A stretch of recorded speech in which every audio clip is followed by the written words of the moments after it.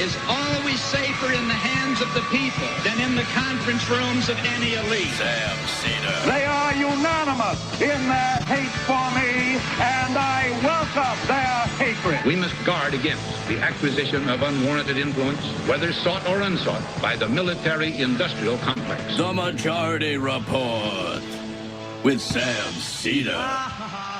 Ever get the feeling you've been cheated?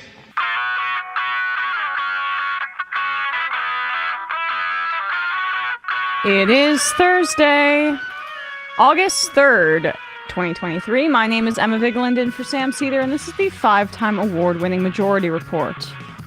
We are broadcasting live steps from the industrially ravaged Gowanus Canal in the heartland of America, downtown Brooklyn, USA.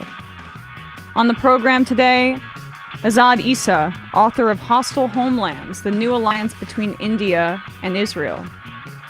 And later in the show, Paris Marx of the Disconnect newsletter will be with us to discuss general Silicon Valley dystopia. Meanwhile, Trump to appear in federal court later today to enter a plea on the 4-count indictment handed down on Tuesday evening. Dots are being connected, and the 6th unnamed co-conspirator may be Boris Epstein. Yeah, people speculated maybe Roger Stone. It's looking like it may be Boris. Meanwhile, the share of Republicans who thinks that Biden's 2020 win was illegitimate has ticked up from 63% earlier this year to nearly 70% now. The sexual harassment lawsuit against co-conspirator 1, aka Rudy Giuliani, has taken a turn. Leaked audio transcripts show him mocking Jewish genitalia? Homophobia, racism, a bunch of gross sex stuff. The works. The Pittsburgh synagogue shooter has been sentenced to death.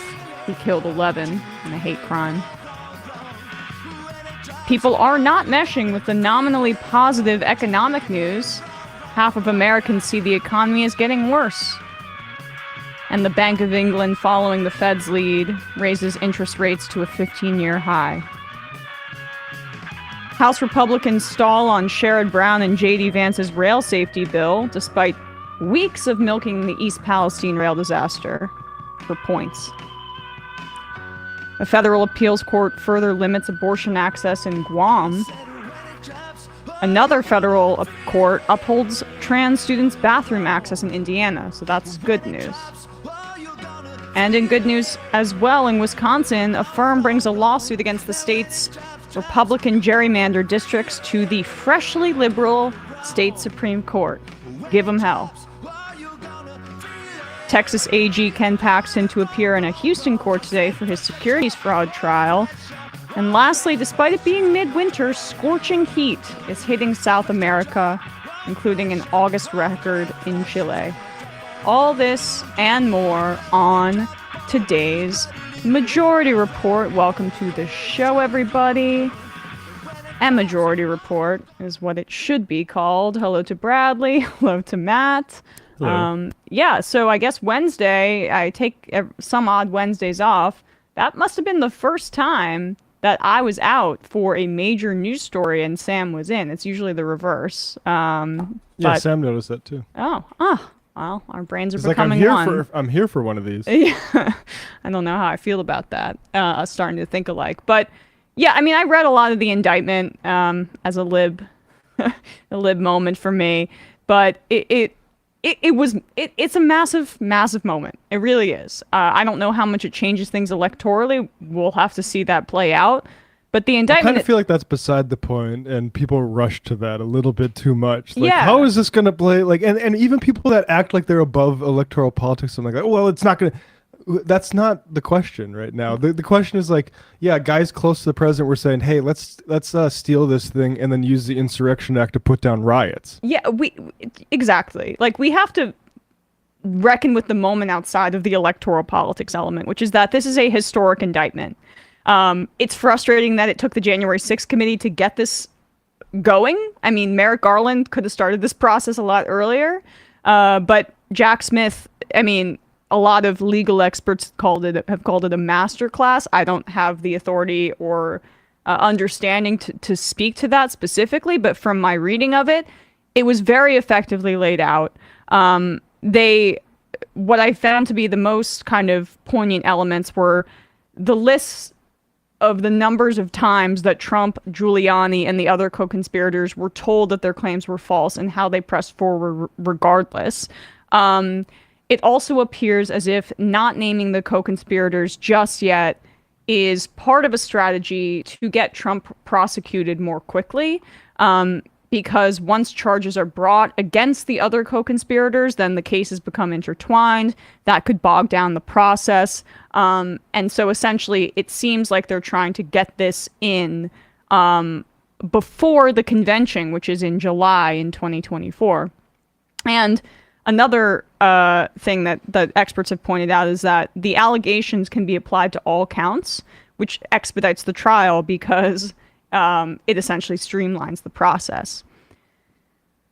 I'm not sure how much Sam went over this, but really what stuck out to me yesterday was, or on Tuesday when reading this, is like the moment where co-conspirator 4, Jeff Clark, who was terrifyingly close to being Attorney General,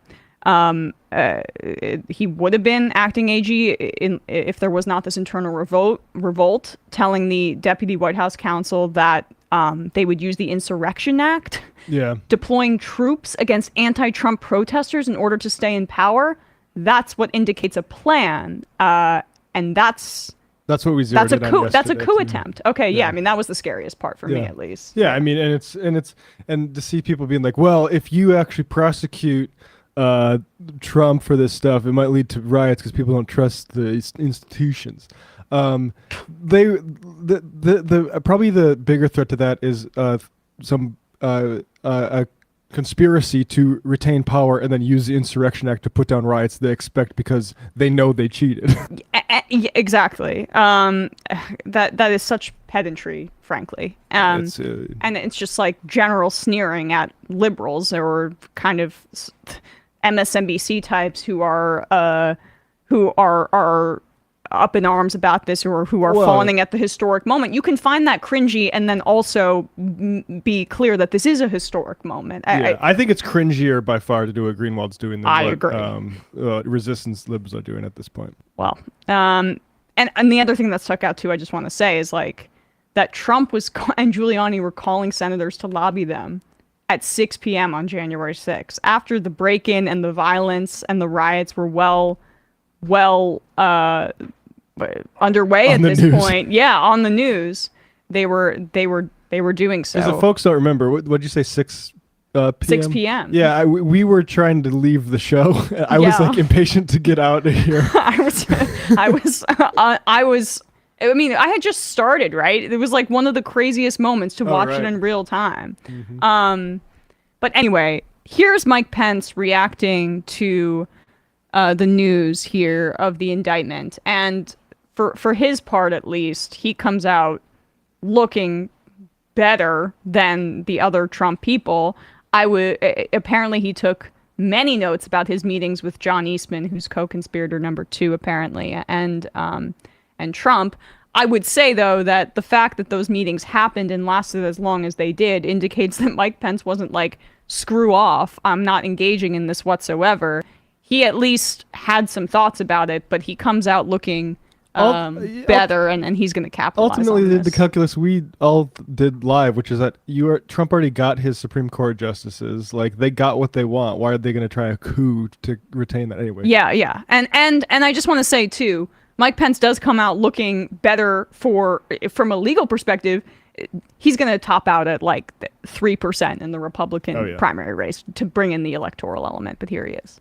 And irrespective of the indictment, I want the American people to know that I had no right to overturn the election. And then on that day, President Trump asked me to put him over the Constitution, but I chose the Constitution, and I always will. And I really do believe that anyone who puts themselves over the Constitution should never be president of the United States. And anyone who asks someone else to put themselves over the Constitution should never be president of the United States again. I've been very forthright about this issue, and I'll continue to be. Now, With regard to the substance of the indictment, I've been very clear. I had hoped it wouldn't come to this. I had hoped that this issue and the judgment of the president's actions that day would be left to the American people. But now it's been brought in a criminal indictment, and I can't assess whether or not the government has the evidence to prove beyond a reasonable doubt what they assert in the indictment. And the president's entitled to a presumption of innocence. All right, yawn, whatever. Later he says Trump believed everything, or told him everything his itching ears wanted to, which is, I think, a biblical reference. But I mean, he's a part of him and Bill Barr doing their little victory laps on the news, and they do deserve some crumb of credit that they did not try actively to overturn the democratic results of an election, and Bill Barr resigned I guess either early December or late November after it became clear that Sidney Powell was insane and that none of this was going anywhere. But they are still incredibly dangerous from an ideological perspective, and let's not give them their flowers too much, because they were more than comfortable consorting with these kinds of people until it got to a point where it was untenable for them. They were fearful of literally going to jail or getting in Mike Pence's case hung. There were fears for themselves that I would say were the driving factors here, not democracy. Because even Pence says it there. He was hoping that it didn't come to this, that it didn't come to some sort of prosecution. I would posit that the prosecution should have started immediately after the coup attempt happened as a way to ensure the democratic functioning of our society remains in somewhat tact. Now, thankfully, it's happening now. Jack Smith, I think, did a great job with the indictment. But here's co-conspirator one, Rudy Giuliani, speaking on Newsmax in the immediate aftermath of the indictment going public. And he basically cries, which is fun for everybody. But, they're going to deny to the bitter end. And I think it's instructive because this is how a lot of political operatives operate, honestly. They don't really need to believe what they're saying, and then when they get cornered, it's really about saving their own skin. Here he is talking to Eric Bolling. So what do you say to Jack Smith? I mean, and again, I guess you have to be careful what you say. He still is the special investigator, the special prosecutor. I kind of holds, yours and others' future. Go ahead. I long ago stopped being careful, and I don't worry about the Jack Smiths of this world. I have a chapter in my book called Stand Up to Bullies. So here's what I say to Jack Smith. After the Supreme Court threw out your case, which should have been a disgrace, and you should have gone and found another profession because you don't belong in this one. This one will be your legacy, violating the right of free speech of an American citizen. Never mind whether he was president or not. It could be anybody. It could be a homeless person. You don't get to violate people's First Amendment rights, Smith, no matter who the hell you are, or no matter how sick you are with Trump derangement syndrome. Yeah. And this isn't the first time you've acted like an unethical lawyer. It should be the last. Bang that paper, Rudy.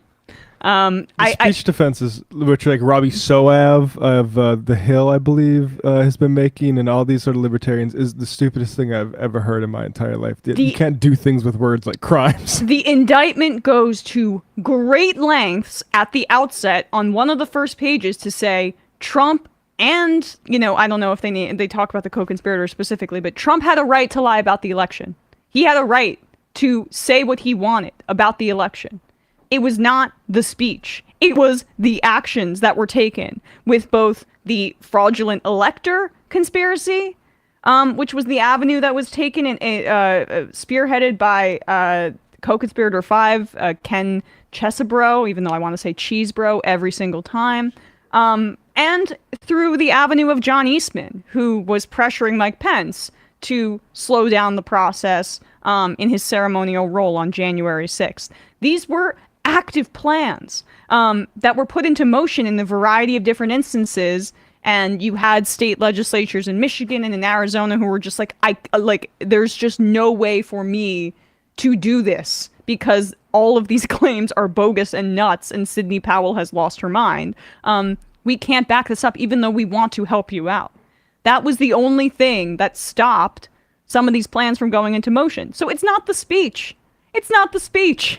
It's the plans. It's the crimes. It's the actions. And that defense is going to be, I mean, I think what they're going to have to rely on in the public, but behind the scenes, they've got to know it's bunk. Isn't Hunter Biden and Joe Biden, weren't they just doing free speech from those phone calls? Exactly. I mean, I guess like most crimes, unless they're wordless, involve certain elements of speech. But that doesn't mean that the speech is what we're talking about. Like, aren't I exercising my free speech when I go up to someone on the street and say, run your pockets? Yeah. Give me everything you have. You are exercising your free speech. That's literally just the First Amendment. Why are they persecuting you? Yeah. I mean, the only crimes in this country that can get prosecuted are wordless murders. Yeah, also Lawboy had a good tweet. I love that Trump truly believed he won the election and therefore did not commit a crime angle, because it's basically an argument that if you have narcissistic personality disorder, you're allowed to commit fraud. Yeah. Your Honor, this is... Isn't that Ben Shapiro's argument? Yes, that's been... yes, exactly. That's been Ben Shapiro's argument for this, like, basically 8 years. Yeah. Your Honor, this man is so detached from reality that it is technically legal for him to attempt coups. Perfect. Lawboy, always on point. Well, that's that. I love seeing Rudy Giuliani cry, and we will hear more news. Maybe a trial date will be set today. I'm not exactly sure, but at least Trump is entering his plea late this afternoon. We'll have an update on this to start the show on Friday. All right, guys, quick break, and when we come back, we'll be joined by Azad Essa.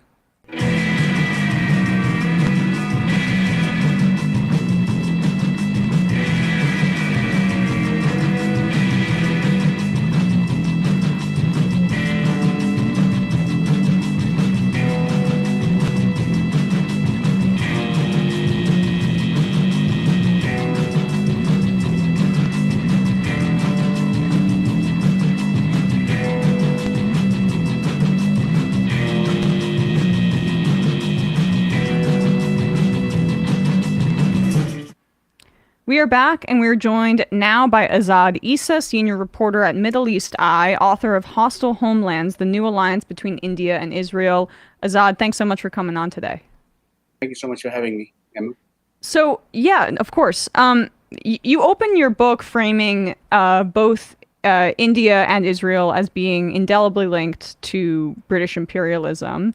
And I think the former is pretty well understood if you have like some basic understanding of, colonialism and all of that.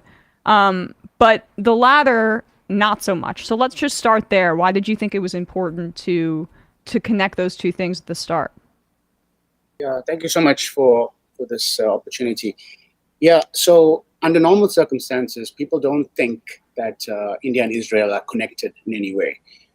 They think that, India was fighting against the British, and Israel being an apartheid state. How can you compare these two countries? But the story between India and Israel is a lot more complicated than people suggest or people understand. So to answer your question more succinctly, the reason for people's misunderstanding about India's independence is that the Indian National Congress, right, when it started in the late 19th century, early 20th century, it basically was fighting against the British to create an independent India. And so it naturally moved towards the Palestinians and to the Arab world, because they were also fighting against the British. And so there was this understanding that Jewish migrants, Jewish refugees, Jewish settlers that were coming into Palestine, that these were part of a colonial project by the British. So that's why India was seen as being closer to Palestine. Now, what happens is that it's true that Gandhi said and Nehru said that the idea of a Jewish state is something colonial. But what happens is that the Holocaust takes place in the 40s. And what happens also after that is that India becomes a state, and it becomes a state like any other state with sort of interests, realist interests. And so one of the first things that they consider going forward, right, is that who has energy resources to help India, develop the economy. And so they look at the Arab world and they look at the small country called Israel, and they decide we need to continue with this so-called pro-Palestine policy. But actually it's driven by an interest to look after the energy resources. Now, after that, there's also the occupation of Kashmir that starts in 47. And India does not want the Arab world to move towards essentially Pakistan regarding this matter. And so they essentially, push a pro-Palestine position. Now, following that, India has a war with China in 1962, and even though it does not have relations with Israel, it gets arms from Israel. And the reason I pick this up now with you is because it shows the duplicity of this policy. They don't have diplomatic ties. They don't even have a consular office, a popular consular office in India. But when it asks Israel for arms, it says, send me your arms without any markings on the ships. Don't put your flag on the ships. And so from the 60s, Israel and India start working together secretly. And this develops to the 70s. But in the 80s, what happens is that India wants to join the global capitalist economy and become closer to the US. And it's told by Jewish, Israeli, or pro-Israeli groups in the US that if you want to be close to Israel, if you're going to be close to the US, you need to go through Israel.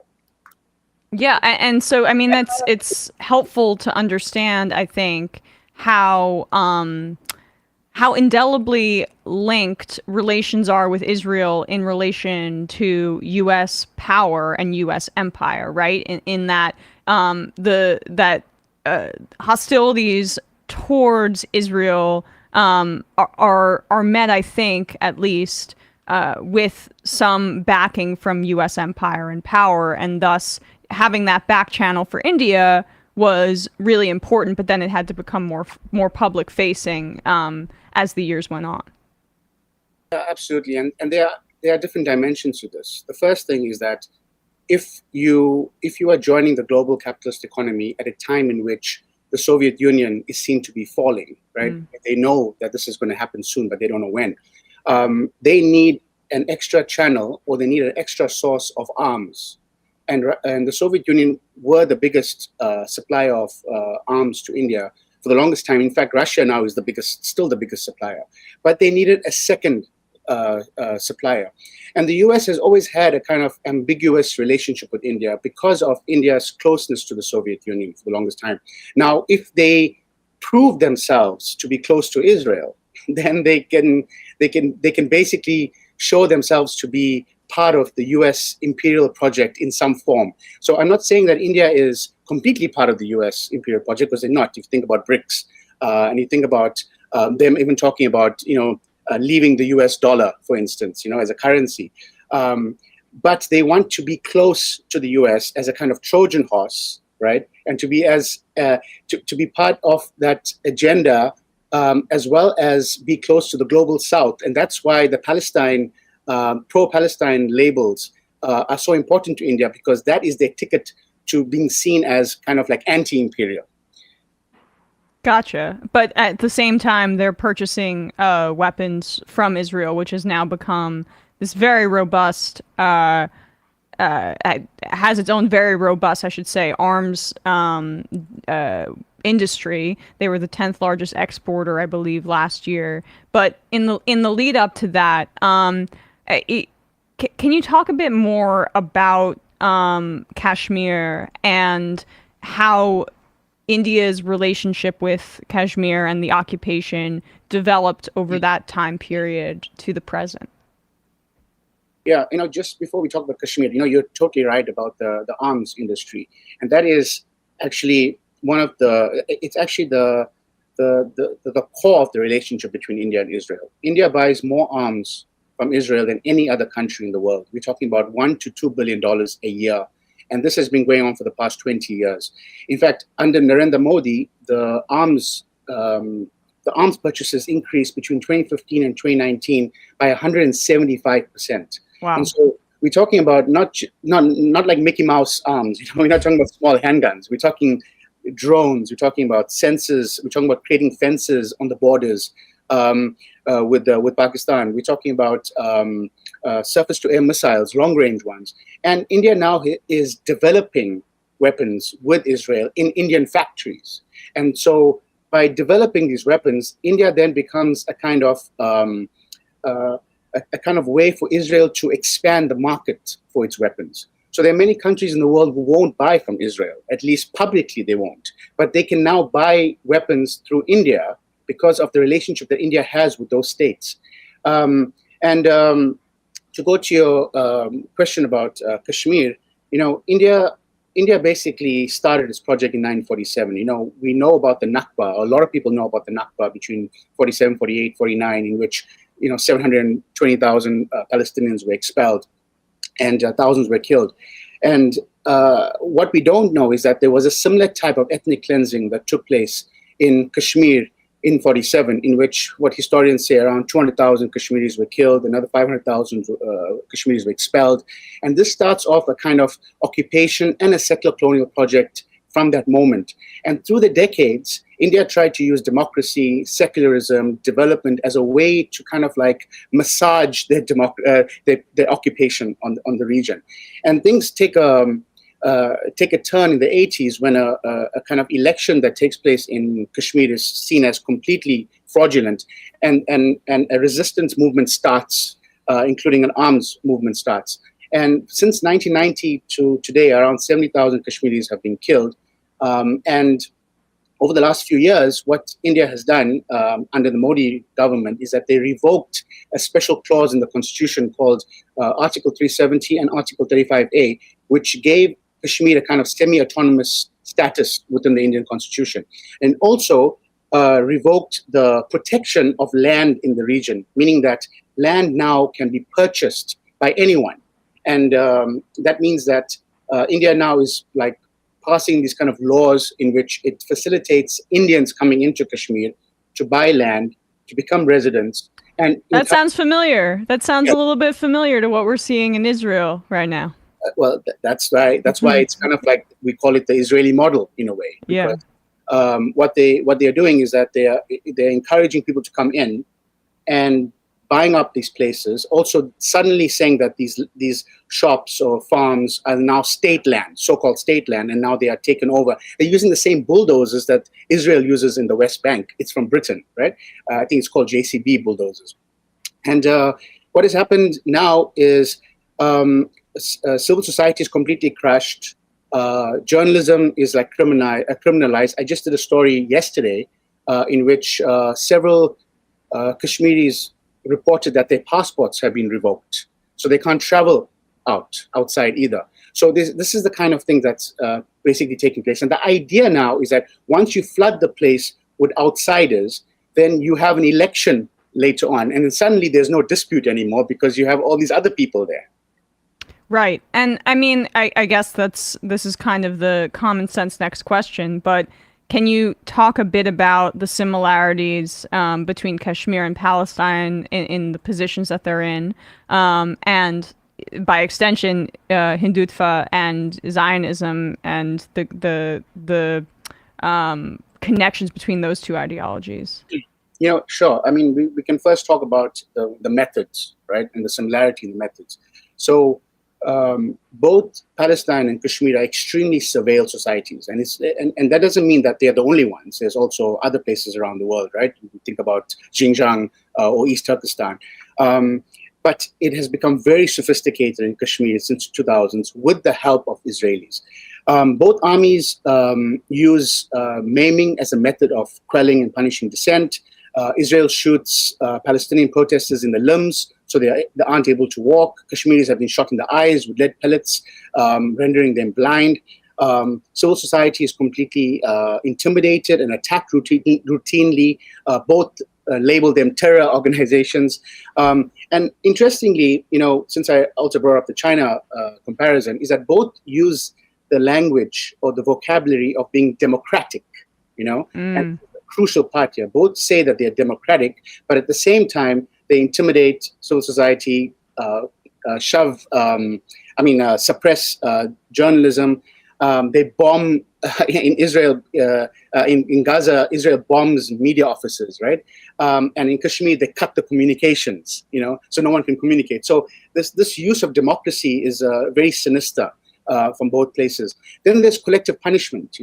Indian authorities block roads and damage the economy if they want to punish the society. Israelis control people's movements continuously. Then they both don't return bodies of rebel fighters, or they destroy homes of anyone who's associated with them.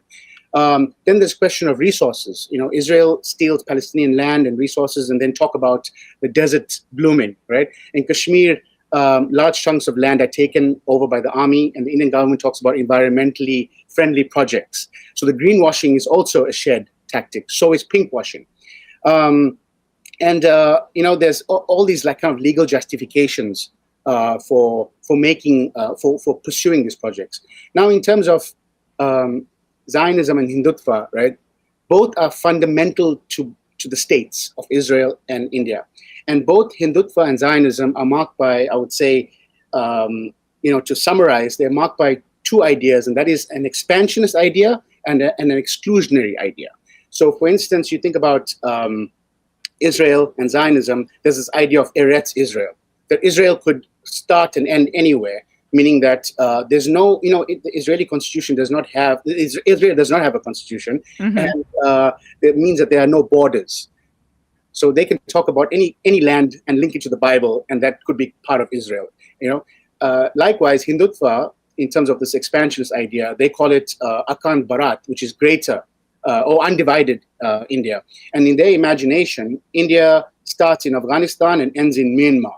And so in their mind today, Pakistan, for instance, is Muslim-occupied India.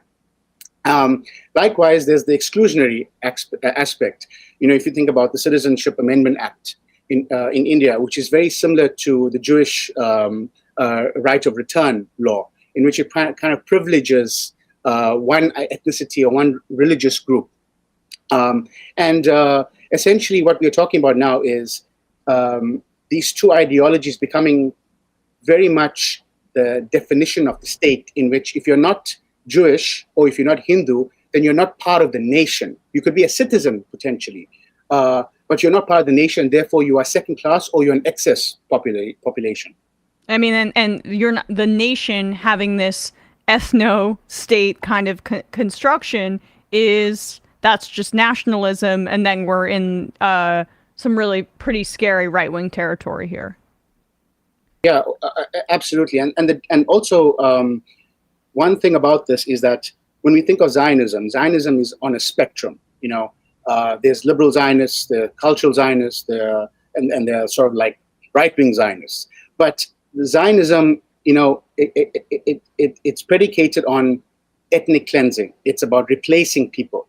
And Hindutva also exists on a spectrum in which even the prior government, the Indian National Congress, they also may have been speaking with one side of the mouth about secularism, but the other side of the mouth, they were also Hindu nationalists.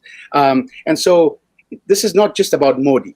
It's not just about Netanyahu as well. This is about a deep-seated idea that exists in both states, and it's very, very hard to get rid of.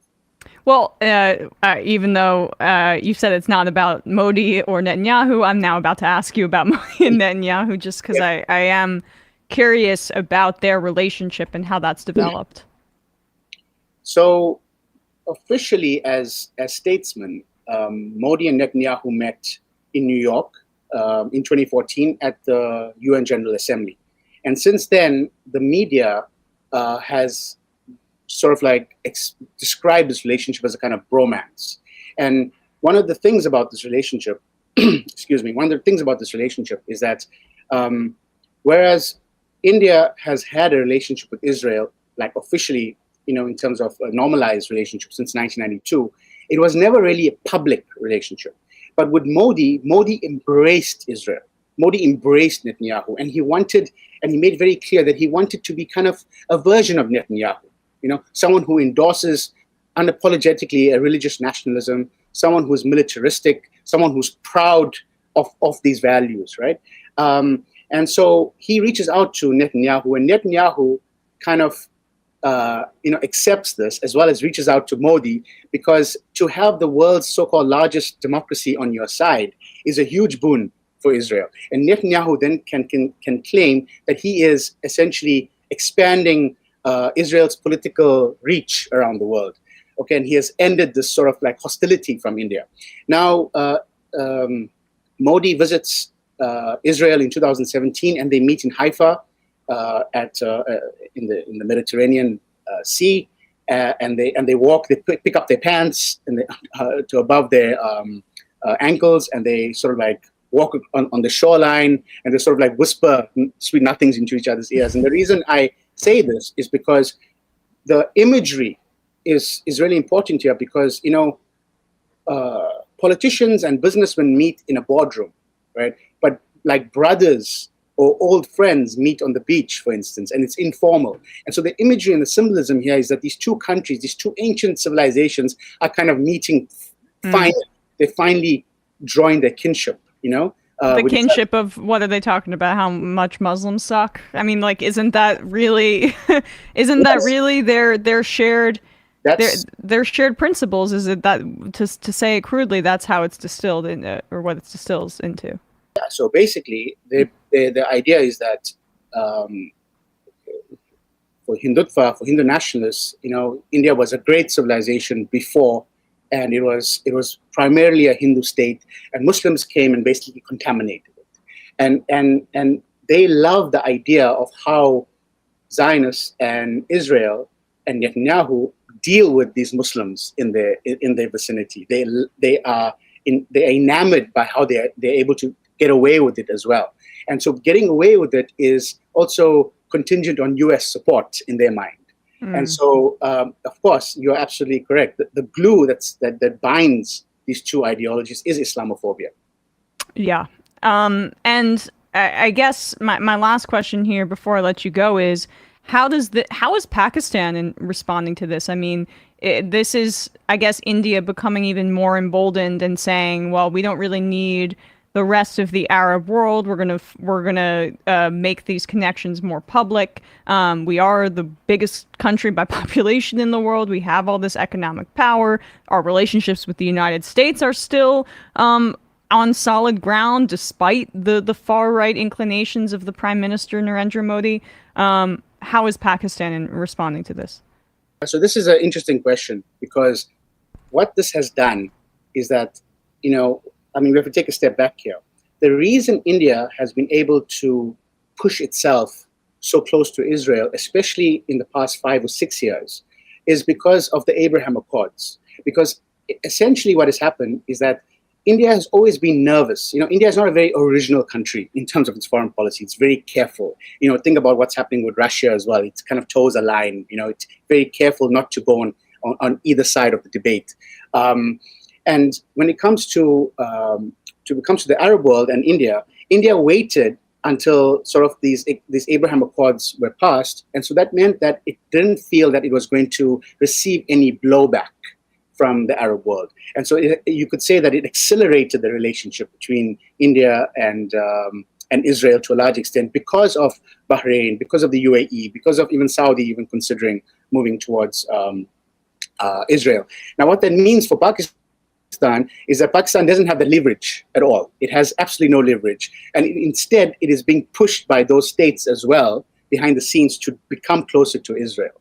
And so you could say in many ways, Pakistan is sort of like suffering because it's unable to use the leverage towards Palestine or towards Israel, because the Arab world doesn't support it either anymore. Really appreciate your time today, Azad Essa. The book is Hostile Homelands, the New Alliance Between India and Israel. We will put a link to the book in the description, wherever you're listening to or watching this, at majority.fm. Thanks so much for your time today. Thank you. All right, folks. Quick break, and when we come back, we'll be joined by Paris Marx.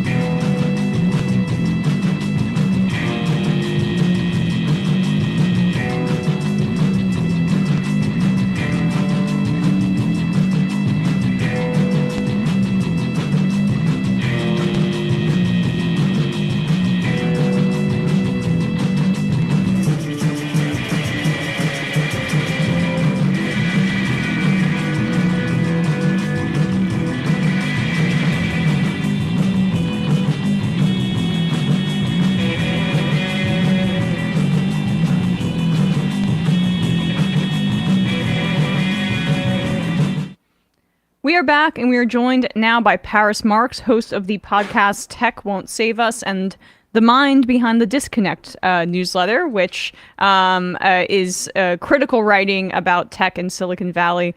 Paris, thank you so much for coming on today. Of course, great to speak with you again. Yes, welcome back. And never has criticism of Silicon Valley been more necessary. We'll talk about Elon Musk a little bit, but here's the big question. Is it your sense that Silicon Valley has always been this right-wing, full of libertarian kind of ghouls, or and that they're just showing it now? Or has there been a shift, would you say, in recent years? I feel like it's a bit of both in a sense, right? I think that these right-wing strands have always been in Silicon Valley. You go to someone like Peter Thiel, who has been very influential in the Valley for a long time, and hit the kind of, PayPal mafia, the kind of group that he's had around him for a couple decades now. And they have always been very right-wing and pushing quite right-wing politics, sometimes very explicitly, sometimes that's been more hidden. And that's kind of an extension of a longer history in Silicon Valley of being interested in right-wing ideas, in eugenics, in all these sorts of things that have been prevalent, since even before the founding of Stanford University, way back when, right? But Silicon Valley did have this kind of image of itself, especially in the post-internet era, of being kind of liberal, right? Because this was the tech place; it was in San Francisco. All these tech workers were supporting Democrats and stuff like that. And the idea was that kind of extended to the upper kind of management of these companies as well, right? But I think what we've seen more recently is that on one hand, these kind of CEOs were more than happy to do that when they perceived that it was in their interest to do that. And they also weren't kind of the Goliaths that they are now, right? The tech companies really took off in the 2010s and became massive in a way that they weren't so much before that. So that changes their kind of position in society and the power that they hold, and kind of potentially the politics and the policies that they would want to support as a result, right? What works for them. So naturally that kind of shifts the dynamics there. But I think that these people in the tech industry have always had right-wing inclinations. And now, because of the kind of criticism that they've received after 2016 and 2018, when kind of the narrative really shifted on the tech companies from these are really positive forces in society to, maybe we need to be looking more critically at what they are doing in our society, then they were not held up, but were now criticized. And that pushed them, I think, even further toward embracing the right, toward embracing kind of a right-wing politics, and toward wanting to oppose kind of government intervention on a much larger scale, unless, of course, they're subsidizing their business models and all that stuff. Yeah, I mean, Matt has said this before, that the different political parties, like the Republican Party and the Democratic Party, represent two kind of factions under capitalism. I don't want to, speak for you, Matt, but that's different coalitions of capital. Coalitions of capital is how you say it. And it seems to me that it occurs to me as you speak that Silicon Valley has grown to such a degree, tech has grown to such a degree, that now it's so financialized and everything is publicly traded, and the need for endless growth is, basically enshrined in the business model, that the leaders of that coalition, they've moved from one coalition to these heads of these publicly traded companies, and now they're just more adequately represented by the Republican Party as well. Oh, definitely. Think back to the Obama era, right? And when Obama was in office, he came to power, and one of the kind of big narratives of his success was how he had effectively used kind of social media and was this new kind of president who was close to the tech companies. And that was perceived as a good thing, especially kind of a liberal thing, right? Because you weren't close to these old oil companies or, these kind of old, kind of corporate America kind of things. This was the tech industry. This was new. This was fresh. This was hip. This was progressive, right? And so he was very close with them. I'm in Canada, of course, and when you saw Justin Trudeau come to power in 2015, right on the end of Obama's era, it was a similar thing, right? He was close with Google and Facebook. It was important to have those connections, but those things really started to shift right after that moment, right? Around 2016, you have the election of Trump. Before that, you have the Brexit campaign, and there's kind of reporting that says that, Facebook is kind of implicated in this, and, we can debate whether that ever actually happened, but this was the narrative, right? Then in 2016, 2018 in particular, you have the Cambridge Analytica leaks, and that is kind of what pushes a much more critical stance toward the tech industry. And by that point, of course, the companies are also much bigger than they were in kind of the early Obama years and stuff like that, right? So they're now kind of massive companies that have a lot of control, not just in the United States, but around the world. They're kind of perceived as monopolies. And so there's a desire kind of on the part of the Democratic Party, and you see kind of aspects of this within the Republicans, but it's more just focused on kind of social media and kind of censorship and stuff like that. But within the Democrats, there's a growing kind of coalition to say, we need greater antitrust enforcement. We need to be thinking about how we're regulating these companies. And that is not something that Silicon Valley wants to hear. They do not want the government interfering in their business models and what they're doing. And so that also kind of pushes them to, I think that they already had inclinations that they would be closer to the Republican parties, and they want deregulation, and they don't want to see that the government kind of interfering in their business models or enforcing regulations on them or anything like that. But when the Democrats come out and say, instead of subsidizing you and holding you up like we were going to do in the Obama era, now we're looking at kind of holding you to account and regulating you, obviously that leads them to become much more open in their support of the Republican Party and kind of aligning themselves with them, as we've seen, not just with like the Peter Thiels of the world, but Elon Musk, David Sachs, and many of these other folks in these circles. Yeah, well, that brings me very nicely to my next question, is about this PayPal kind of tree of libertarian weirdos, including David Sachs, Peter Thiel, and then very publicly facing in his insanity is Elon Musk, who, I want to ask you a bit about this Tesla controversy coming out of Reuters in a second, but like, what is your sense of why the PayPal guys are still so enduring? Is it the fact that they were in the business model of banking, which is what essentially all of these guys want to turn social media into? Like, we've been speaking about essentially how Elon wants to make Twitter into a bank, right? And that's the way to the eventual last stop, I guess, for these major companies is how can we milk it for all its money? We're going to do financial transactions. Like, is the fact that they are they so enduring because they were engaging in tech in its purest form of what it would turn into at the outset, which is like direct money to them, basically? That's a really interesting way to think about it. And I hadn't, really considered it that way before, but it's entirely possible, right? One of the things that happens with the PayPal mafia, as it's referred to, this is kind of a group of people who make a lot of money in PayPal. PayPal is kind of like, the real moment when these people are developing this product is right around kind of the turn of the millennium, right? The late 90s, early 2000s is when this is all happening, early 2000s in particular. And within a few years, this product has kind of grown really quickly, and then it's sold off to eBay. So these people who were involved in kind of, building it and turning it into this really important payment, mechanism on the internet, get cash out really quickly, right? And get hundreds of millions of dollars and stuff like that then they can move on to do other things with. So at this moment when you've had the .com crash, which is what happened in 2000, where kind of the tech industry implodes after the excitement of the late 1990s, because the internet is privatized in 1995, and that leads to a big kind of boom in, internet companies and venture capital and all that sort of stuff. You have the crash in 2000.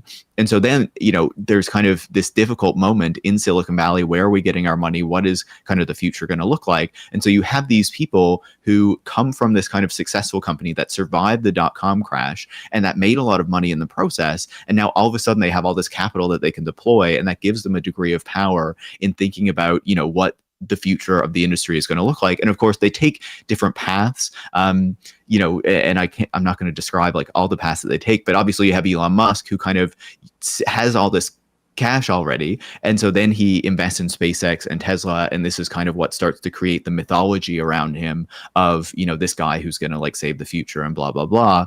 Whereas Peter Thiel takes that money and he's more of like a venture capitalist and starts investing in a lot of different firms, and so has a lot of influence on these other companies that are coming up. He's an early investor in Facebook, notably, even though he doesn't totally support the model. But it also helps to create this kind of notion, this sort of idea that what you do in order to grow is that you need to lose a lot of money, you need to gain a monopoly position, and this is how you become one of these major tech companies. And so they're very influential in kind of setting that sort of model for what a tech company should be in those early days. One other thing I would mention, which I think is like maybe just an interesting like tidbit about these early PayPal guys, a lot of them are from like South Africa.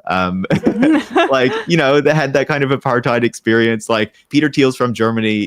His father briefly worked in South Africa when he was a child before they moved to California. Elon Musk, notably, you know, comes from South Africa, has kind of the kind of mining father who helps fund his move to Canada and then to the US. David Sachs, I believe, is South African as well. There's a number of other ones. It's just an interesting coincidence, I think.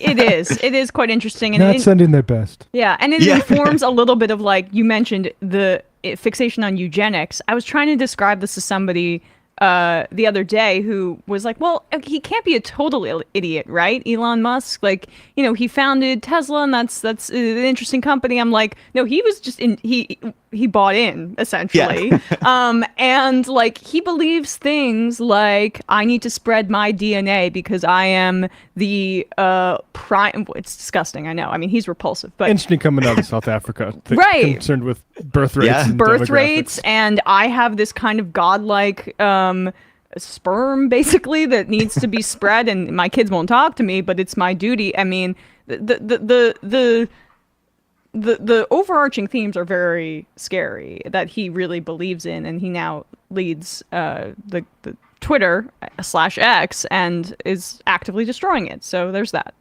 Totally. And like, you know, he has been pushing these ideas for quite a while, but now that he's in the position where he is, he's very influential in getting a lot of other people to kind of, you know, believe in them as well, or think that we need to be super concerned about population rates and all this kind of stuff. And I think the other piece of that is really important is that this is not like a new thing for him.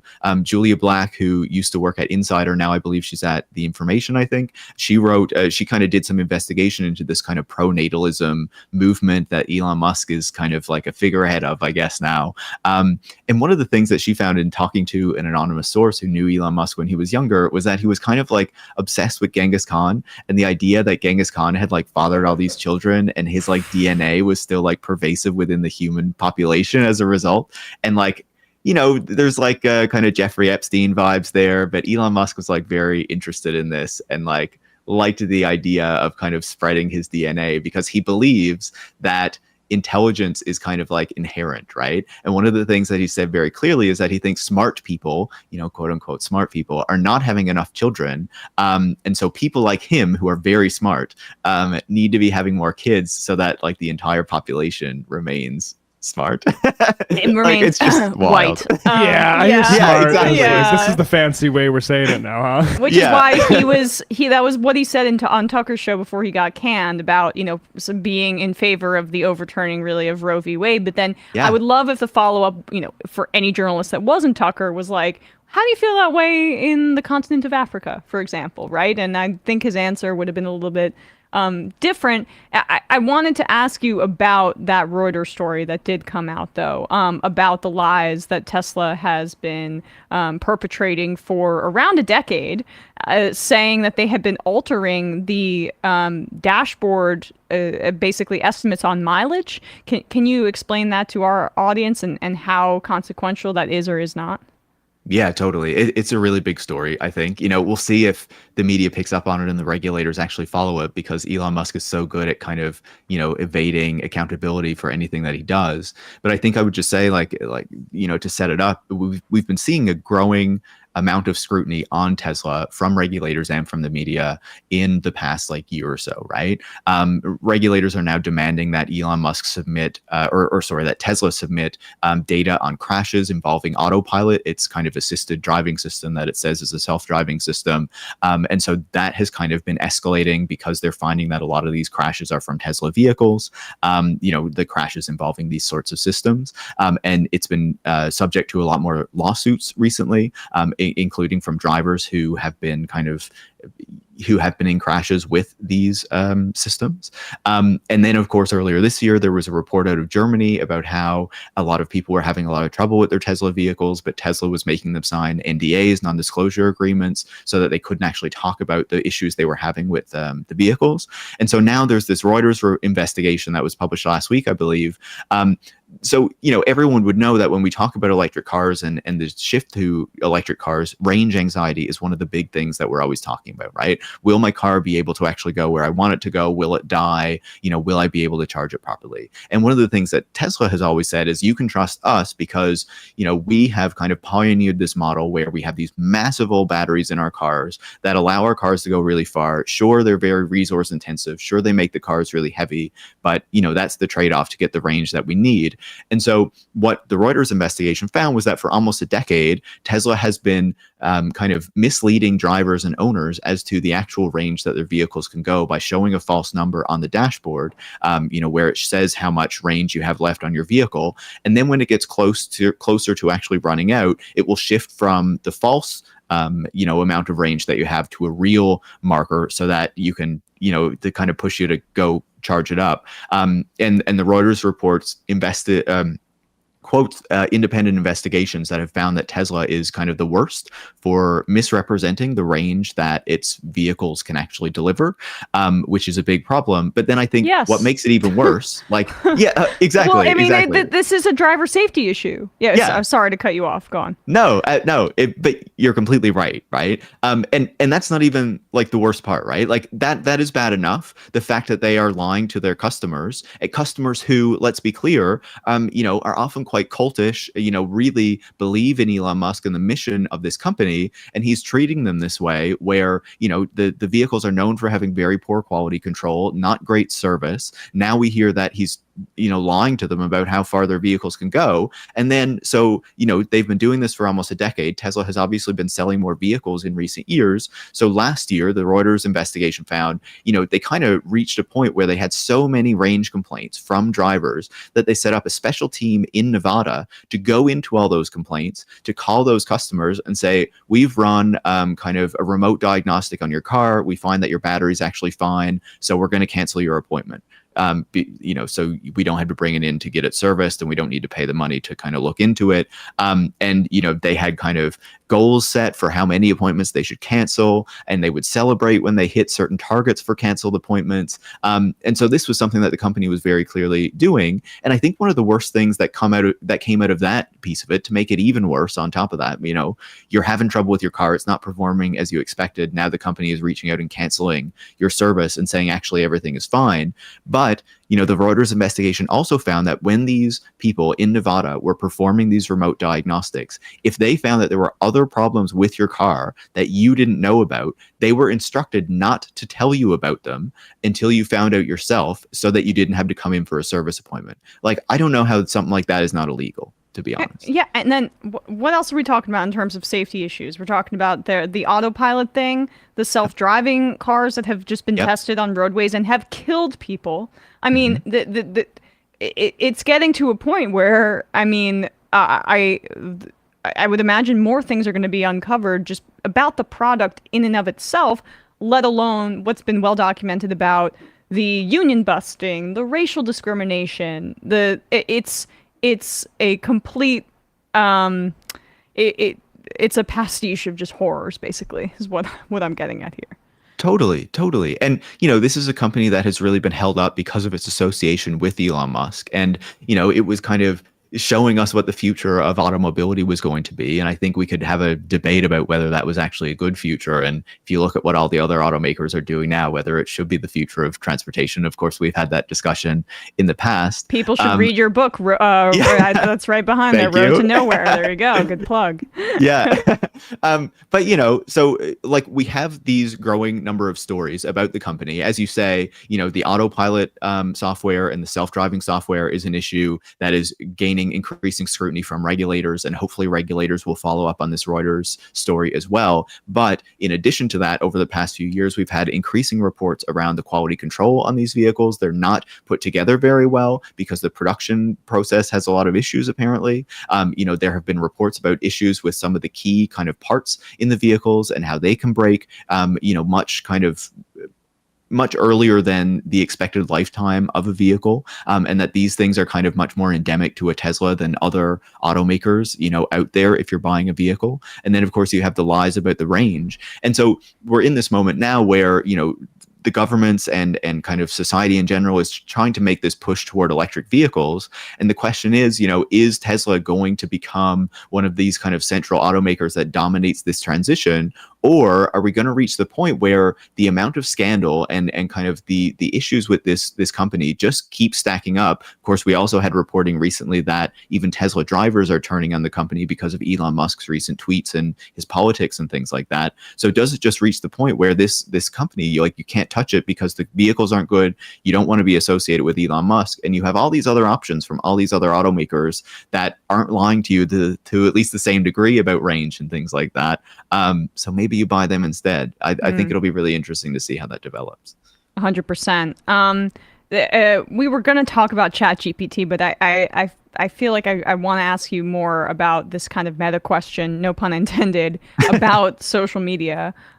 Because it seems to me that, well, first of all, I saw when the verification, pay for model launched at Twitter, right? I saw that Meta was considering some sort of program that was quite similar, aka Facebook, which is incredible to me, given how horrible the rollout has been and how it's been detrimental to the communication of information because of the fake accounts, because of the privileging of the verified right-wing freaks. Like, from an objective perspective, it has made social media, it has made the usage of Twitter much more difficult. But that doesn't really matter to these social media companies. It appears to be.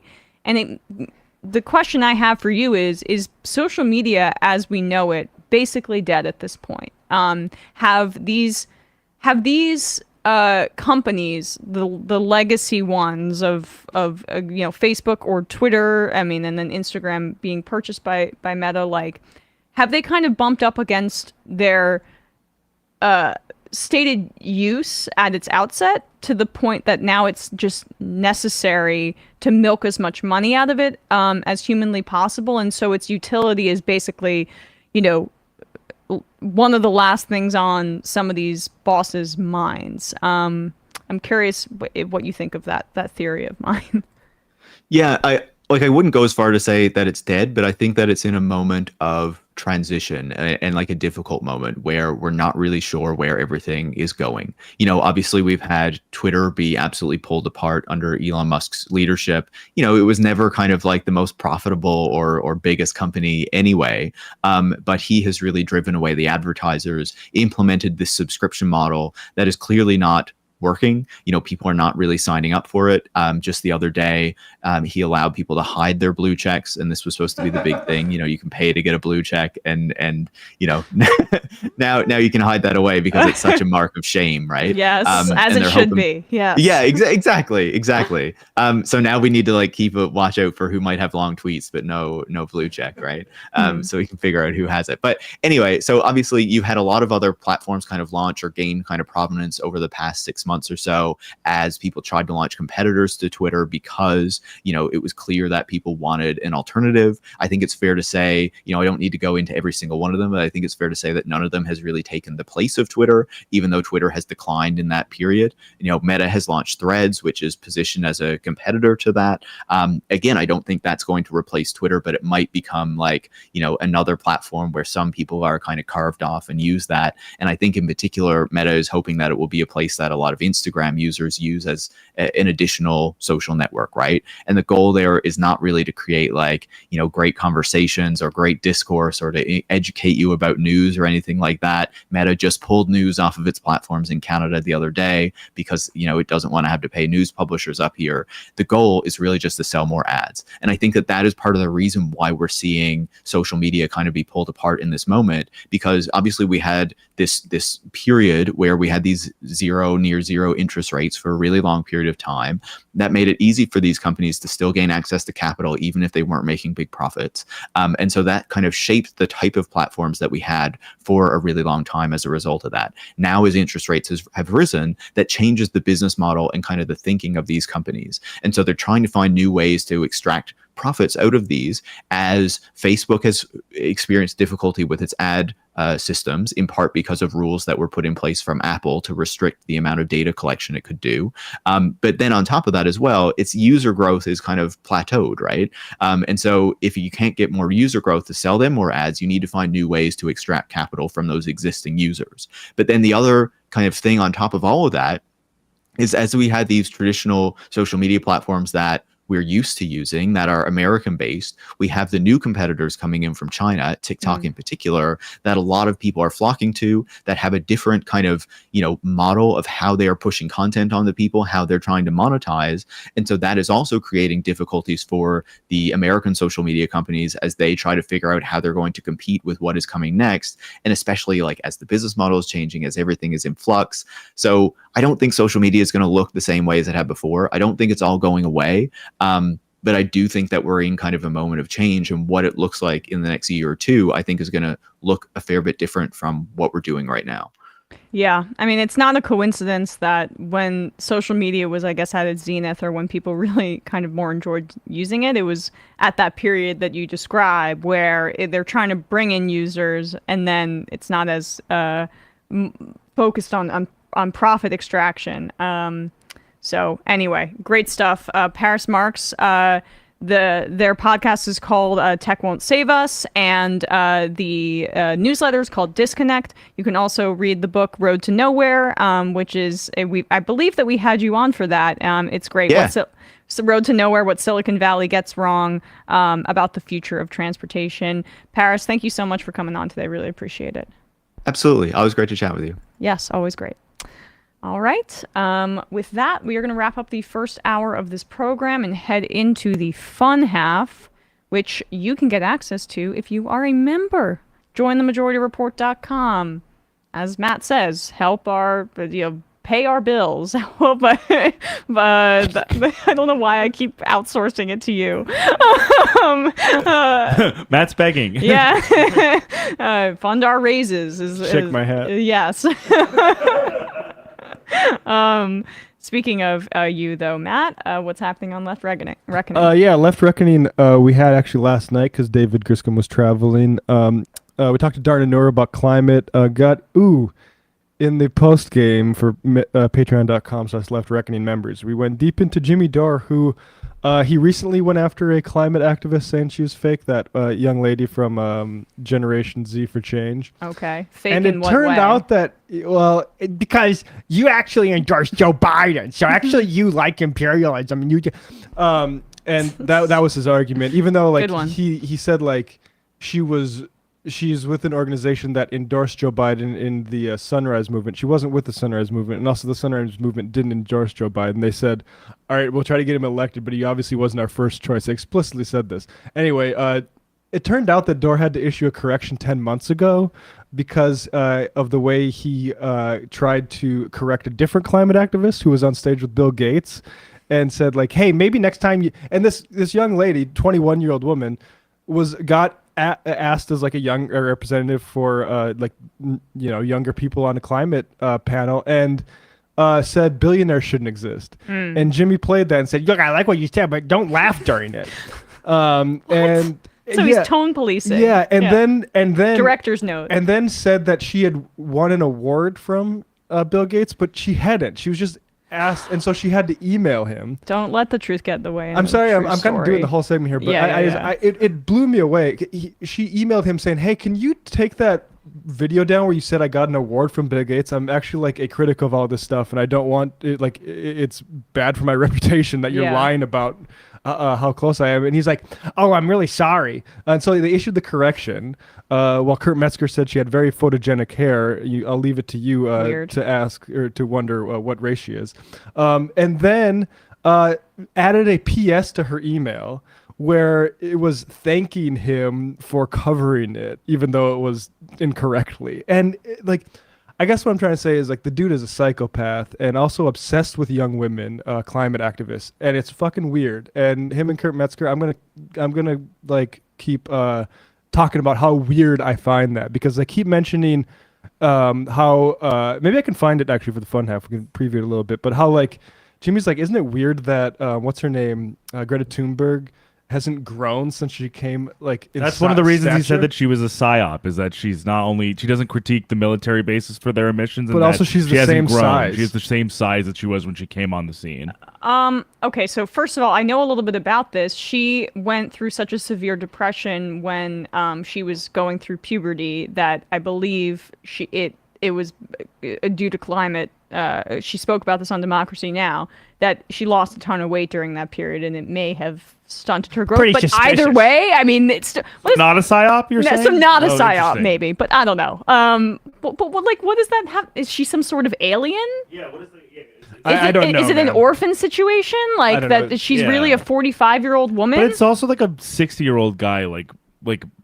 Exactly. Nastily picking on a teenager. And also, you know, it's that climate correction video. Maybe we'll link to it. But also, like they'd say, like maybe we want younger activists who haven't been corrupted by Bill Gates. They're effing weird. It's super weird. Okay, well, I'm going to check out that Life Reckoning episode because it sounds totally... I got really pissed and I called Jimmy Dore drunk, but I stand by that. Okay, well, I mean, that's well documented. On ESPN, I mean, come on. We interviewed Arian Foster. It was really, really good. He was incredibly thoughtful about the state of the running back market, about college football, the problems behind with that as well. And he spoke a bit about his atheism, what that was like to play in the South, both as a professional and in college at Tennessee, how they reacted to him. And we did a bunch of the other stories as well. YouTube.com/ESPN show. Brandon, hello. Hello. Hello. What's happening over on the discourse? Well, this week we'll be talking about a little award I received from the Bill Gates Foundation and the IMF. I was named Infiltrator of the Year. Wait, Brandon, have you grown since I last saw you? Oh, I mean, I have been hitting the gym. Yeah, in circumference. Yeah, right. But still, no inches. You're not 10 foot tall since you. So I'm 10 feet tall. So I'm a little surprised. But it's the horizontal stripes. They make me look wider. Mm-hmm.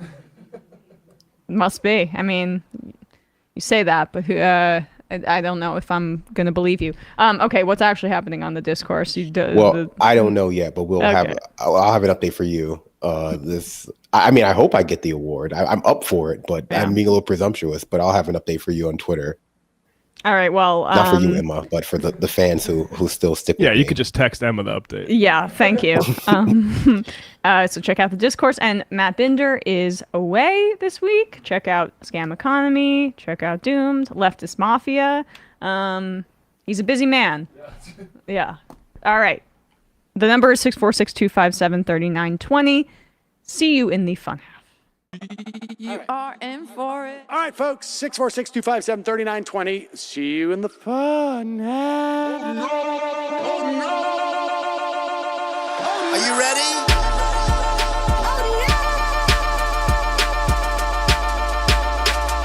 Who sent us this? Anarchy. Alpha males are back.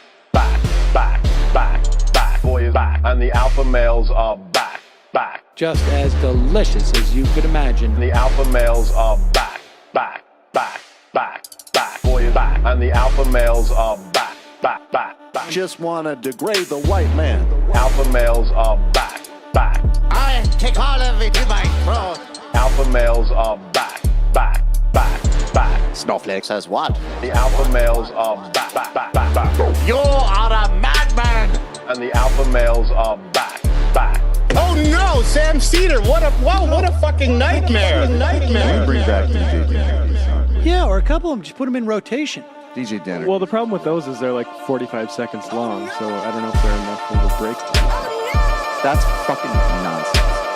See white people doing drugs, they look worse than normal white people, and all white people look disgusting. And the alpha males. Psych. Fuck them. Fuck them. Snowflake says what? What?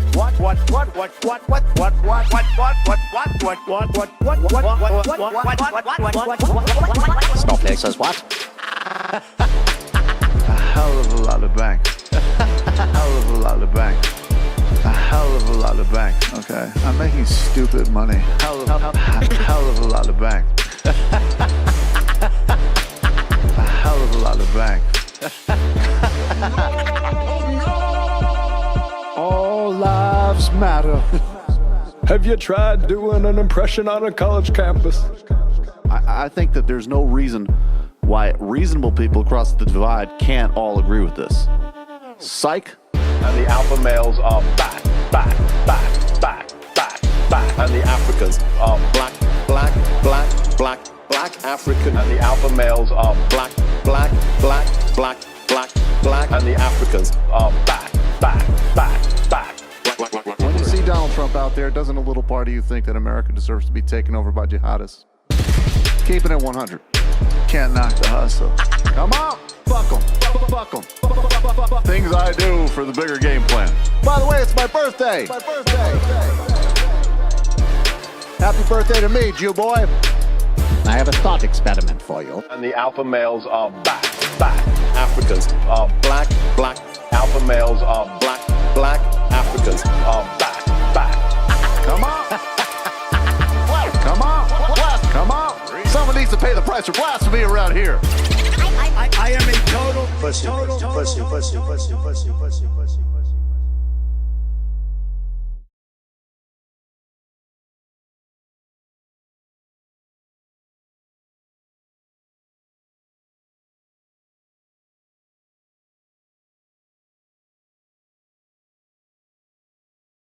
Yeah. We're back. We're just talking about interactions with famous people. I'm not even sure. The one famous person I've sort of like consciously, I'm sure I've seen others, especially when I was at NYU, but the one that I recognized, because I was telling everybody that I have like lack of confidence. So like even though I recognize somebody, I'm like, I'm not gonna pick him. But I did see Home Alone actor guy. Oh, Macaulay Culkin outside of a comedy thing. I gotcha. Whoopi Goldberg might be my best one. I saw her at a restaurant. She was I've seen Steve Buscemi a bunch of times. I would probably recognize Buscemi. I mean, I think the Culkin brothers are very they live in Manhattan, or they live in New York, right? So they're. But I remember same with Buscemi. Right? There was a cigarette smoking circle, and we were all just smoking, and Macaulay Culkin was part of it. And then some asshole had his phone and was trying to do a surreptitious picture. No. And it was they can always tell. Yeah, exactly. It's like these people are used to that. Yes. Macaulay Culkin will call you out. Yeah, he will. He just retreated from the circle. It was very gracious, but sad. Sad, yeah. All right, well, I'm turning off the voicemail. I'm going to read some IMs, then we'll do some fun clips. Custodial artist, Emma, your first guest today was fantastic and reminded me to ask, did anyone see Netanyahu on Good Morning America last week? Oh my God.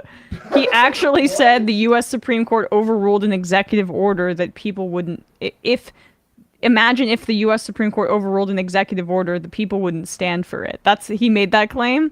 Well, you don't need to imagine, because the people certainly did stand for it.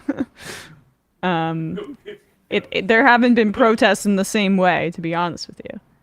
God, I can't believe he's allowed to be mainstreamed like that. It's gross, but 2 If by Fire, Greta is Megan. M3 again. 2 If by Fire, Tesla is like a pet rock. Ostensibly leftist. Awesome interview with Azad Essa. Important to recognize Hindutva shares many shares much with other examples of religious extremism, especially far-right Christianity and its way of obscuring scripture and national history. Left is best. Also, Yeah. Tulsi likes him. Yep. That too. They did yoga together. How fun. Did you see Tulsi? She's like, oh, you haven't heard of me in a while because I've been on the Horn of Africa fighting Al Qaeda. Yeah, we know. Oh, that's so anti-war of her. What an anti-imperialist. Yeah. Fun half enjoyer. Cornel West doesn't pay his taxes. Jill Stein is his campaign manager. How are people taking this campaign seriously at this point? It's an idea, a message campaign. Yeah. I mean, I think the tax stuff, even though I think Cornell's politics and are probably best in, I think definitely best in like the field. I think it might explain why he's doing things like the masterclass stuff, or maybe even the DeSantis thing. It's because people got bills to pay. James from Houston went to a baseball game for the first time in like a decade to see Valdez get a no-hitter. Got baseball and boxing on my sports I care about list. Very cool. Oh, Valdez, the Astros pitcher, right? Is that the guy? Yeah, I saw a clip of that. That Framber Valdez. Is he the guy that had the 14 strikeouts in the? Yeah, and it was also it was the least amount of pitches in a no hitter since like 1999. It was under 100, it was like very like surgical. He basically gave up one walk. And the last pitch was like I guess they hit it out to the shortstop, and you were just like holding your breath to see if he catches it in the air. But anyway. The last baseball comment, but last night I don't think it was that pitcher. There's a different pitcher who had his first debut in the playoffs and had like 14 strikeouts, but it made me go back and watch the Kerry Wood 20 strikeout game in 1998, and they have classic. Kerry Wood talking about it, and he was like just a 20-year-old, and it is a wild thing to like revisit, because I remember my dad was a big Cubs fan and how big of a moment that was. Very cool. Yeah, it's as they say in the Moneyball, it's hard not to be romantic about baseball. There is those romantic moments, but I will say, if you guys are sports fans at all, watch the quarterback series on Netflix. Oh yeah, it's very entertaining, very fun. So good.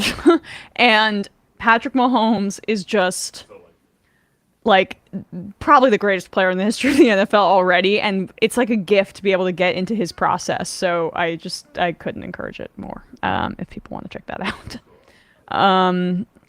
Iowan Ryan, Matt Binder was on Iowa Public Radio last week. He did a great job talking about crypto. That's awesome. Starstruck, speaking of citing famous people, my wife and I see Sam Seder and Emma Vigeland around Brooklyn all the time, but we're too starstruck to say anything. That's very sweet. You can say stuff to me, but you know. Sometimes it's hard. I got recognized actually recently. I don't mind. I actually like it. The only time like I feel bad when like because look, walking down Brooklyn, you get solicited for a lot of different reasons. So often it's hard to tell if someone's like going to ask you to sign something or buy something. Yeah, I mean, I have my headphones in, so I feel like I miss people all the time. And like, it's those AirPods, so people don't even see that they're in, and I feel like I've been accidentally rude a bunch of times. Yeah. And yeah, that noise cancellation really works. GG Grace, I imagine you'll save it for tomorrow, but Sam is in Steven Crowder's promo. Yeah. Oh, really? I think so, right? Steven Crowder's promo? That ad, right? We have it on the sound sheet, but I haven't think seen this. We'll wait. We'll wait. Why would Sam. he do that? That seems ill-advised. I don't know. Let's do some. All right, bring it on, boy. Let's do some clips here, shall we? All right, let's just go right into Rogan, I think. Oh. So Joe Rogan had famous last words. Yeah. Joe Rogan had Jim Gaffigan on his show. And I mean, that's not really relevant, except that's just the other voice that you're hearing here. He's like, yeah, false flag, yeah. Yeah, I mean, he tries to push back slightly. I can't put this on Gaffigan. Yeah, Gaffigan gets a pass. He gets the hot pocket pass. I can't imagine like watching Joe Rogan's show. It's just like so inconsistent. It's just like he has three types of guests on, like comedians you remember from Netflix comedy specials from like 10 years ago. No shade, they're all good comedians. Like, who doesn't love Bill Burr? Like insane people, just like literal people who come on and go like, I think vaccines are poison, and then like every so often he'll have one like Neil deGrasse Tyson. Right. Yeah. Yeah. No, that's the thing is like it's so depressing that this guy has been basically elevated to squat the intersection of like masculinity and curiosity. Yes. And so like people be like, oh yeah, we hear all this interesting stuff like Neil deGrasse Tyson. Yeah, but you also hear 3 hours of like Douglas Murray and all these other like freaks that are preoccupied with like wokeness and stuff like that. Yeah, but you could also just like read stuff about astrophysics or watch stuff specifically about that. But that's harder. Yeah. What he does is he provides like these kinds of people who nominally have credentials, right? And then you can list them. But when you dig deep, they're just all providing counter narratives, meaning it's pseudoscience. Yeah. He lets his audience pretend they're intellectually curious just by like watching his show. And then, I mean, all those 3 guest examples, though, that you list, Brandon, are kind of better alternatives than him just going freestyle like he does here, because it got him, I think, in a little bit of hot water when he said that, or claimed to have personal, someone he knows personally tell him about kitty litter boxes in schools and children identifying as cats, which ended up like getting him a little bit in trouble with his Spotify corporate overlords, because like that's just made up. And this also might get him in trouble. This is him talking about January 6th, and specifically he references Ray Epps, who is currently suing Fox News for defamation for making claims like this. I think the January 6th thing is pretty bad. Well, the January 6th thing is bad, but also the intelligence agencies were involved. This is actually such a distilled essence of what Rogan's purpose is now. Mm-hmm. It's to like, people have like accurate conclusions. Like January 6th is bad. Yeah, bro, but you know what? Actually, it's like, you know what I would say if I was doing this thing about like, you know what's like actually the problem is maybe with the FBI and how they didn't act as if like there was a BLM protest. Like they did half the security of like a typical like protest after a cop kills somebody. Yeah. If you're interested, go ahead. No, continue.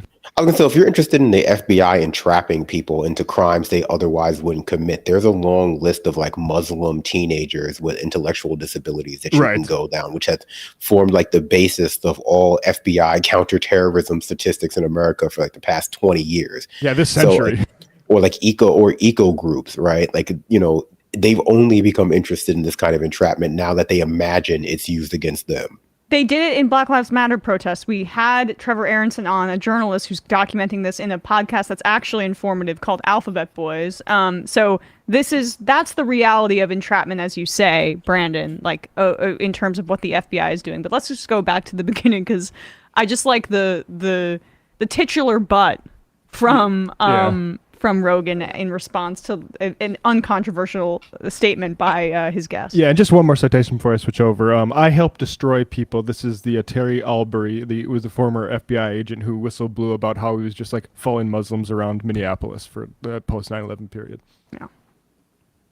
I think the January 6th thing is pretty bad. Well, the January 6th thing is bad, but also the intelligence agencies were involved in provoking people to go into the Capitol building. That's a fact. Nope. So wait a minute. You're saying that guy, like the president, what's his name? Ray Epps. Yeah, you really think that he? I don't know, but I do know that every other apparent. I think he's going to sue Fox.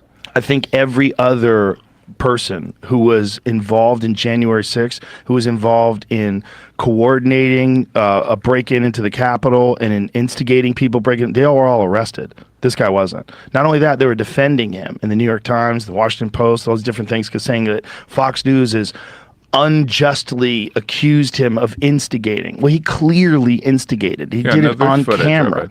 I don't know if he was a Fed. I know a lot of people think he was a Fed. The people that were there. But we have to pause on that. Like that one guy instigated all these hogs as opposed to was like just participating in all this stuff. Like, I'm glad that Joe Rogan and all these guys want to see every last person prosecuted, even no matter how much they like cooperate with authorities or whatever. But like that's just like not.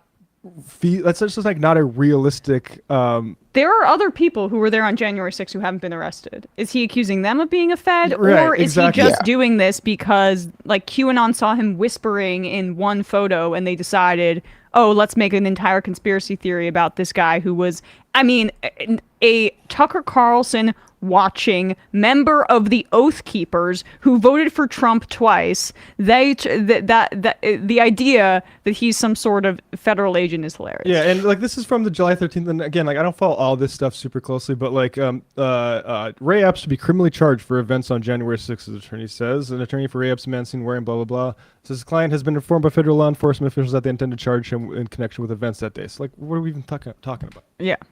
Go ahead, Brandon. No, I mean, I just think it's amazing that like Fox News and a lot of these outlets are clearly crossing a line when it comes to targeting private citizens just for clout. And I think it's, it's sad that we've gotten to this place with online and even mainstream content creation where they feel comfortable targeting private citizens for like internet videos who, they're still allowed their due process, as we're constantly reminded of by right wingers, how important due process is. And it's clear that they just feel like there's no consequences for this kind of witch hunt leading, even though they will often accuse the left of it, of engaging in like cancel culture, when stuff like this is the stuff that's clearly going to get you in trouble with like a civil like defamation case, like implying that someone is a federal officer, implying that somebody has committed a crime, or really just saying it like online or on your platform. And it's clear that I think a lot of the past 5, 6, maybe, more years online has been concerned with these informal sanctions for like, essentially harassing people online using your platform. And now they're finally starting to bring down like these formal, I'm taking Alex Jones to court, I'm taking Fox News to court, I have the money, I'm going to see you in court. And it's clear they've never conceived of this as a real possibility outside of just like, the only consequences for me is that I might lose my channel or have my like account banned for a few weeks on Twitter. And it's amazing to see, like, I think online has become way too real for some people. Well, I think the corporate media that owns that owns Joe Rogan's program, Spotify, paid $200 million for it, might be a little bit upset to hear about this kind of meandering, pontificating on Rogan's program, given the fact that Epps' defamation lawsuit against Fox seems pretty open and shut. Yeah, I mean, let's be clear. I have a big heart. I'm able to open it up and be sympathetic to propagandized Trumpers who were misled into the Capitol. To the extent, like, when I actually am able to care about that, the people that I blame, the sort of positions of authority, the connected to the government people that I blame are, for instance, Donald Trump and the co-conspirators mentioned that were counted on the Insurrection Act. They looked at these people like fodder. And so like Glenn Greenwald can act with his crocodile tears about Ashley Babbitt all he wants, but the truth is Ashley Babbitt was killed by the people who lied about this election. And all these people, including Glenn, cannot actually be direct about that. It's this, every little voter restriction could go into voter suppression, but you know what? The liberals are being... No, man. It's all about liberal vibes. Exactly. And, as opposed to substantive lies. Those people were... And some of them absolutely knew that it was just a pretense. But to the extent that you're cared about people propagandized into it, you... to focus on like these peripheral guys instead of the actual people at the head of the party is I mean, not worth taking seriously. It should be treated with contempt. Well, yeah, and it's also about, like you said, it's about pointing the finger away from the content creators of variety of platforms who are actually instigating or like doing, anti-vaxxer propaganda, stop the steal propaganda. It's about removing the accountability from those people because they're just sharing their views and putting them onto some sort of nebulous deep state that can, pop up whenever you need a convenient scapegoat. Like, if we're looking for people who instigated this, like, how can you be a bigger instigator than the President of the United States of America? Nope. Yeah, exactly. Exactly. Yeah. And they exist to defend and obscure that. And that's what Robbie Soav, all these libertarians, they exist to protect that. Let's keep going. Justly accused him of instigating. Well, he clearly instigated. He did it on camera. I don't know if he was a Fed. I know a lot of people think he was a Fed. The people that were there were calling him a Fed. What I do know is when they asked the FBI, the FBI said, we can't tell you whether or not there were people that were there that were doing that. Now, there's been reports that there was hundreds of agents that were there that were doing that. I don't know if that's true either. But I do know that they do use agent provocateurs to disrupt peaceful protests. It's a common tactic. What they do is say if there's a like the World Trade Organization is a great example, and that was in I think the 90s in Seattle. And so what they did was no, they give were him more. protesting. Actually, again, chicken shit. This is how you know that this guy has consciousness about who he's appealing to. The most recent example, Jamie, look this up, is what I just referenced. The Black Lives Matter protesters. That is proven at this point. Listen to the Alphabet Boys podcast. Listen to the reporting on that front. They did that. They hire the FBI field office in Denver. I want to make sure I'm getting the facts right here, but Bradley, if you don't mind looking up the details of that. The FBI field office in Denver was involved in getting this known criminal, Mickey whatever, to provoke violence at Black Lives Matter protests. That's exactly true, but he doesn't cite that example because his audience is not going to be happy to hear about that. Also, those people need to be monitored, so it doesn't count. Yeah, Dakota Access Pipeline protester Red Fawn Fallis, a gun was planted on her by an FBI informant. Yeah. The FBI recruited Mickey seduced Windeck. her, right? Who seduced her and appeared as just a. So this does happen, and this sort of like using that reality, which these people do never want to actually wrestle with when it affects the left. They're just completely oblivious about it. To use that to excuse and sort of obscure the reality that there is a violent reaction in this country, I think is ludicrous. And it's funny because like they'll deny this. This is actually a very interesting thing. They deny like the seriousness of Jan 6, yet Glenn Greenwald is out there yesterday saying, hey, these people will riot if they don't get what they want. Yeah, we know, Glenn. Yes, that's the seriousness. Okay, so from Bradley, per CBS News here, thank you for looking this up. The FBI recruited Michael Mickey Windecker, a violent felon with sexual assault conviction, and paid him tens of thousands of dollars during the summer of 2020 to pose as a racial justice activist. There we go. So let's see. Maybe he'll cite that example. Let's go. What they do is say if there's a like the World Trade Organization is a great example, and that was in I think the 90s in Seattle. And so what they did was they were protesting the World Trade Organization. They were doing it peacefully. It was a big problem. So what they did is they sent in, allegedly, agent provocateurs. They started smashing buildings and lighting things on fire. Now it's not a peaceful protest. Now they can bring in the police. Now they can start arresting people. And then they created a no protest zone where literally if you had a pin on your jacket that was the WTO with a red line through it, they would not let you cross. You could not cross with a pin that was against the WTO and go to work. There was a no protest zone. So they silenced protest, which is a part of our freedom of speech. So this is a tactic that some government agencies use to stop peaceful protest. I wish the World Trade protests were as aggressive as Jan 6. We might be living in a different world, but continue, Joe. So they silenced protest, which is a part of our freedom of speech. So this is a tactic that some government agencies use to stop but wait a minute. protest. All right, so what you're saying is on January 6th, that this event that obviously Trump organized, forget about the Giuliani stuff and the big Afghan whether W they here. thought that it was He definitely stolen. encouraged people to protest. Yes. But all right, so you're saying that like Definitely. the FBI and Nancy Pelosi and I'm not saying Nancy Pelosi. Pelosi. No, but like you're saying that like they're like we'll make this instead of an awkward protest, we'll encourage it so that it'll backfire on Trump rather than being this rising of people that believe that there was election corruption. I think it's certainly I think that would be hard. Do you think it's possible? I think it's possible. You don't think it's? Wait a minute. You think it's hard to do? I think that that Doesn't make the sense. FBI or the CIA saying, hey, Trump lost this election, because here's what you're kind of implying. Get on our show. Trump lost the election. He is such an amazing communicator, and he's convinced this loyal base that there was election interference.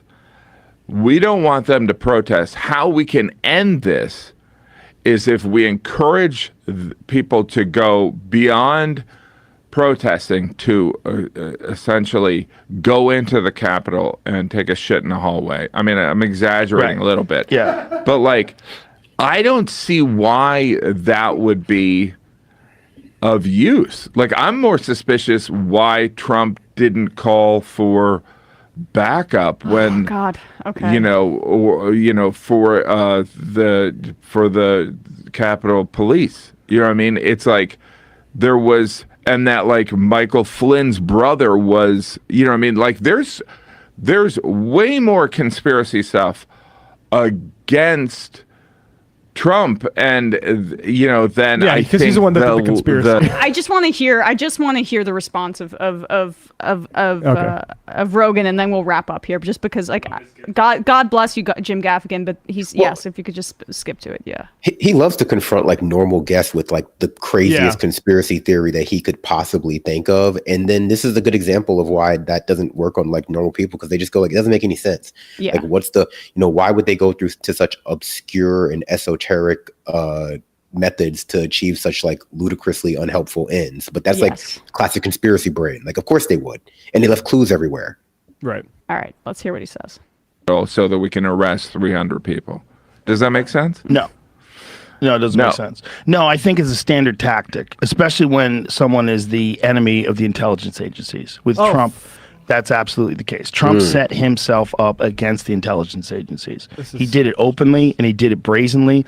And a lot of people think it's very dangerous. Like, the intelligence agencies are very important. You want to find out what's going on in other countries. All right, let's just pause you want to it, find out. because this is just drivel. But the point is, like, he's opening himself up for litigation, and it's the guy who pretends that he's challenging the powerful has seemingly no understanding of who the intelligence agencies really are after, and they have an ideological tilt towards Republicans that's well documented.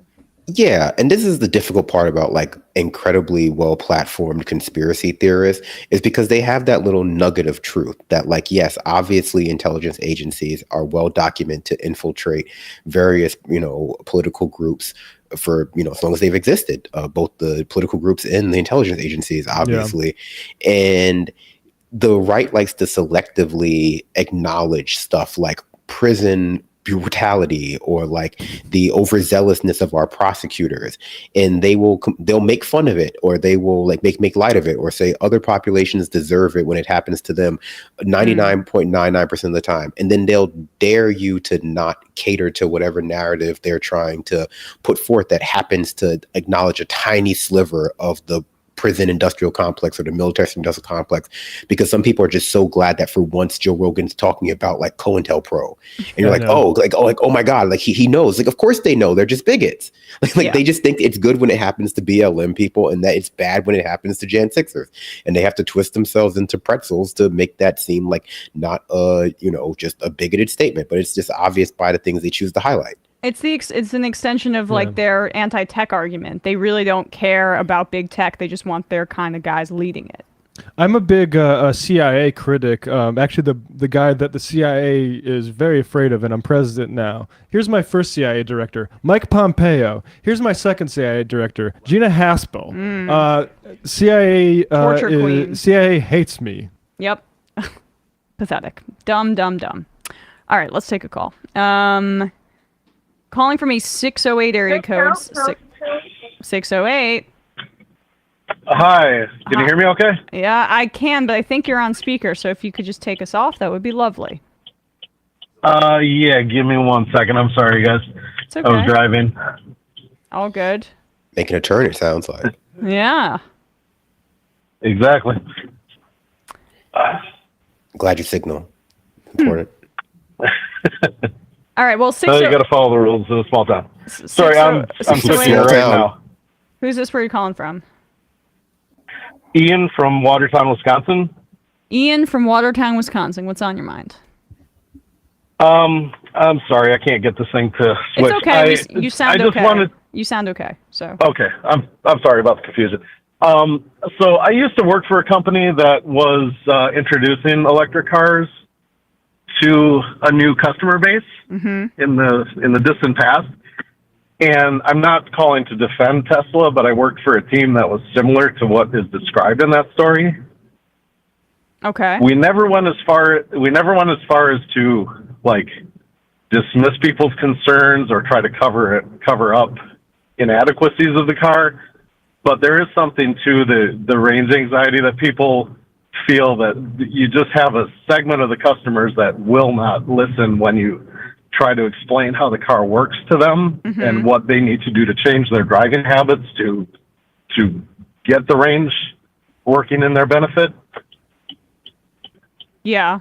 And it's very similar to like when you have a internal combustion engine car, that shows you a fuel range, but that is an estimate that the car is using from your past driving habits to tell you how much you might have left in the tank and how far you might go, but it's never going to be exactly on point. So, right, but the point though is that he literally that it was manipulated to lie, as opposed to it being imprecise in a way that like is in good faith with the way that the car is constructed. Right, and I sat through many a phone call of being accused of that, and we did what we could to try and get those people into the dealerships and get the technicians to look at the cars, but there does come a point with some of those customers where you have to wash your hands of it because you can't make them happy. I mean, so I hear you, Ian. I hear you, but the thing is that like this is the like 40th example of Tesla being. I mean. Yeah, I that's just like something that corners you have to live with as somebody who produces vehicles. Like people are right because otherwise we have a society where the Pinto gets out here and it's just blowing up on people. Like I think like that's what the money's for.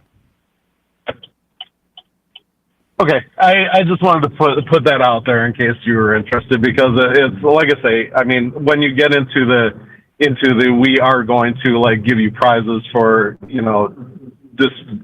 Getting the customer out of the pool, that's another thing. But there are instances where the customer is just not responding to any help you give them.